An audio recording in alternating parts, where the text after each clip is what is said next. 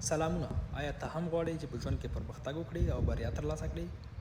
نو له دغه 15 رقمه کسانو څخه ځان لرې وساته، نو ته به کامیاب او بریالی اوسې. هغه 15 رقمه کسان څوک دي؟ راځئ زه درته لنډ وایم. لومړی، له هغو کسانو څخه لرې اوسه چې په خپل ژوند کې هیڅ نه وي ترلاسه کړي مګر د خپلو ستونزو پړه په نورو باندې اچوي. دویم، له هغو احمقو او ردو کسانو څخه لرې اوسه ځکه چې هغوی همیشه ردي وي نو تاسو ته هم ضرر رسولی سي. دریم، له ناخوښه او ګډوډو خلکو څخه لرې واوسه ځکه چې دوی په خپله هیڅ سوله ییز ژوند نه خوښوي او نه سوله خوښیږي، نو نه غواړي چې تاسو هم سوله ییز ژوند کې پاتې سئ یا سوله ییز ژوند څخه خوند واخلئ.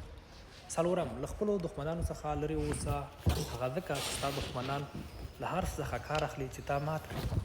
پنځم، له هغو کسانو څخه لرې واوسه چې ستاسو په اړه شاته خبرې کوي. نو که ویډیو مو خوښه سوې وي له ملګرو سره شیر کړئ. مننه.